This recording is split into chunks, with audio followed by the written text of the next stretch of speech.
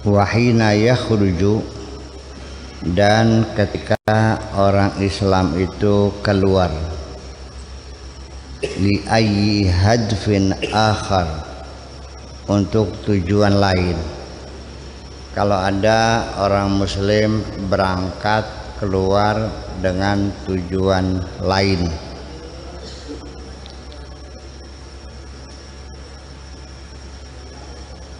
ghairi hadzal hadaf, bukan tujuan seperti itu bukan untuk menegakkan keadilan, bukan untuk berdakwah,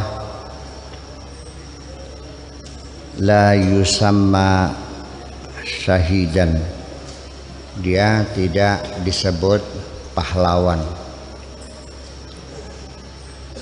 Wala yantaziru ajrahu indallah, dan tidak dapat menunggu bayaran dari sisi Allah. Jangan mengharapkan ada imbalan kalau niatnya lain. Kalau niatnya lain, jangan mengharapkan imbalan. Ini penting sekali. Dalam hal ini kita sering tersesat. Kita banyak melakukan kegiatan-kegiatan yang kita merasanya kegiatan keagamaan, yang kita mengklaimnya perjuangan, yang bilangnya membela kepentingan rakyat, yang bilangnya dari rakyat, yang bilangnya untuk rakyat, yang bilangnya ingin membela penderitaan rakyat, macam-macam. Nyatanya enggak kok. Termasuk juga bikin pesantren seperti inilah atau yang lain. Bilangnya apa? Untuk mencerdaskan anak bangsa, untuk menitipkan agama Islam kepada anak cucu. Hebat kan? Nyatanya kalau dikasih tahu marah.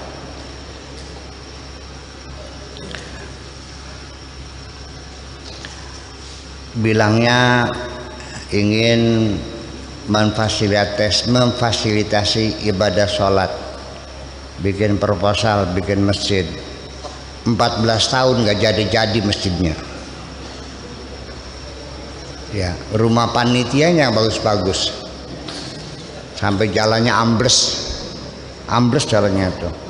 Ya mobil tronton mau tempat kan, kalau jalannya pelan kan ambles. Dan jalannya udah 14 kali, mestinya belum jadi-jadi. Itu hendaknya kita perhatikan dengan baik. Ini pelajaran hidup. Atau mungkin awalnya kita jujur, tujuannya benar.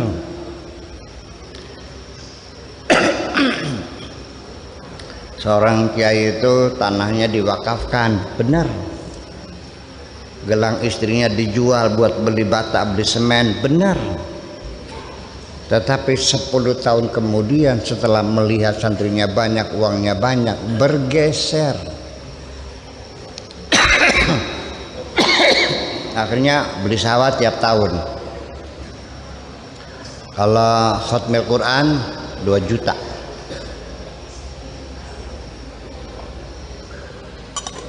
Kali 200 anak, bro, jadi pantesan tuku sawah mana ya.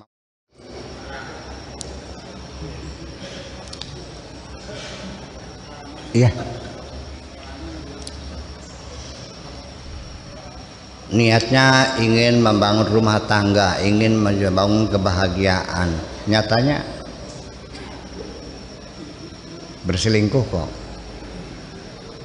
Betul enggak? Mungkin berangkat dari rumahnya mau perang membela Allah. Setelah melihat ghanimah, ditinggalkan gunungnya kok. Nabi berpesan, jangan meninggalkan pos ini, menjaga barangkali musuh datang dari belakang. Melihat harta berlimpah, ditinggal. Tergoda di tengah jalan. Jadi sekali lagi bahwa ketika engkau punya niat yang baik, jangan take it for granted. Jangan terlalu mengandalkan niatku sudah baik. Belum tentu niatmu yang baik sampai di termin terakhir. Di tengah perjalanan niatmu yang baik sudah dirampok, muncul kerakusan, muncul kepentingan banyak. Bukan itu saja, sampai jabatan-jabatan juga sama, niatnya pengen jadi kuwu, ya kan, membangun. Setelah bergaul bebas, bergaul luas dengan masyarakat, segala lapisan masyarakat, ya dekat dengan penjudi, dekat dengan pelacur, dekat dengan, akhirnya tergoda juga. Akhirnya di tengah perjalanan ternyata cari jambu alas juga.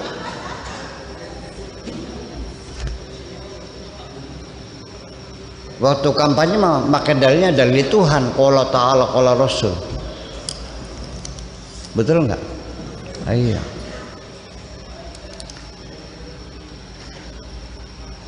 Ini saya ingin bicara mendetail supaya kita sadar, jangan sampai kita nanti ya rugi. Bal 'inda sahibil hadfil akhar alladhi kharaja lahu. Tetapi nantinya imbalannya bukan dari Allah, lebih dari orang yang punya kepentingan yang lain itu. Sekarang orang Islam berjuang sampai perang, sampai bunuh-membunuh, membela agama apa membela mazhab?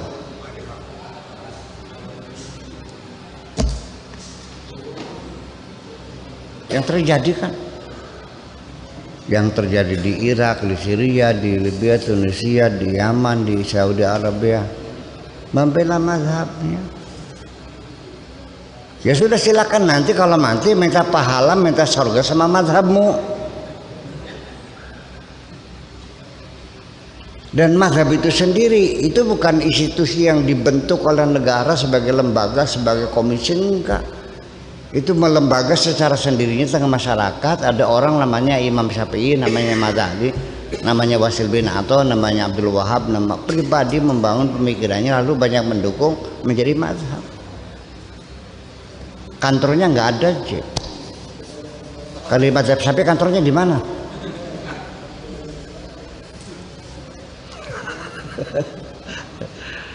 Lalu direvisi. Apa yang direvisi? Yang bertanggung jawab aja.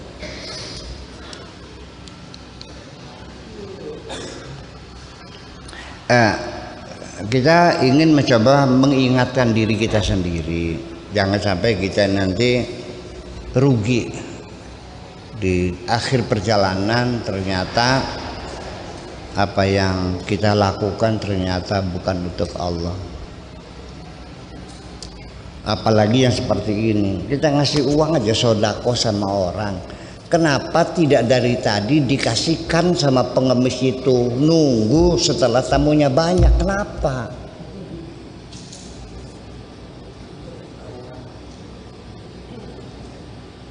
Kenapa ketika pengemis itu banyak korengnya, kenapa kamu buru-buru ngasih duitnya? Paham nggak? Sangat tersembunyi sekali. Tolong guna perasaan yang dalam sekali. Iya. Ini urusan hati. Dan tidak ada yang tahu, hanya Allah yang tahu dan kamu sendiri.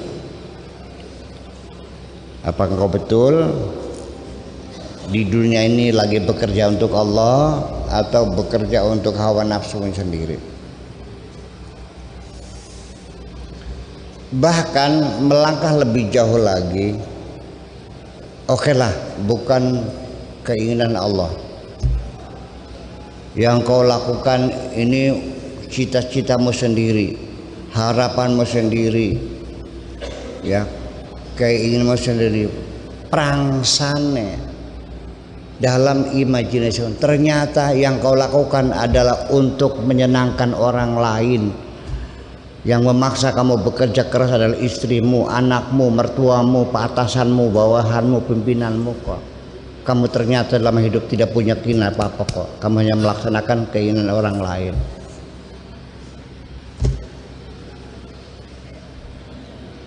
Sampai engkau juga memaksakan anak-anakmu sekolah ke jurusan yang kau inginkan. Anaknya nggak pengen jadi polisi, kamu yang maksa-maksa. Anaknya nggak pengen jadi dokter, kamu yang maksa-maksa. Si anak kuliah hanya menuruti keinginan orang tua. Jadi di mana keinginanmu itu sebetulnya? Ayo jujur, iya enggak?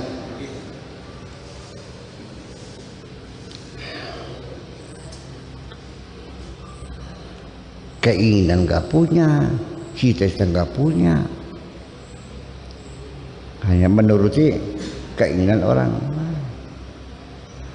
Kalau ditanya benak kue yang jari wong sih, kue yang jari wong kan bagaimana orang, ngapain kau bikin komentar orang? Kamu punya pribadi enggak sih? Orang mana lulusan mau komentar merah mau putih, yang penting kamu punya cita-cita yang jelas. Itu aja kok. Jadi kalau sejak awal engkau melakukan kegiatan melangkah maju ingin mencapai apapun, kalau dasarnya ingin menyenangkan semua orang, sejak awal kamu gagal. Karena tidak mungkin semua orang senang kok. Mungkin gak semua orang senang? Udah gagal.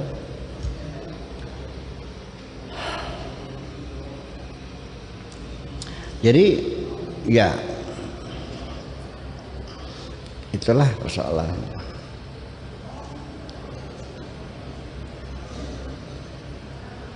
Cita-cita yang gak kokoh. Orang tua mendukung. Kamu ingin cita-cita pengen jadi dokter, iya. Sekolah, kuliah. Di perjalanan gagal. Iya. Kawin belum selesai tuh. Ada lagi orang tuanya kirim duit tiap bulan, dikiranya ya kuliah bener, di sana nggak kuliah kok main-main aja. Iya beli. Ya itulah persoalan. Itu perlu kita waspadai. Bukan orang lain, kita mewaspadai diri sendiri. Itulah namanya qu anfusakum wa ahlikum. Waspada dia. Itu.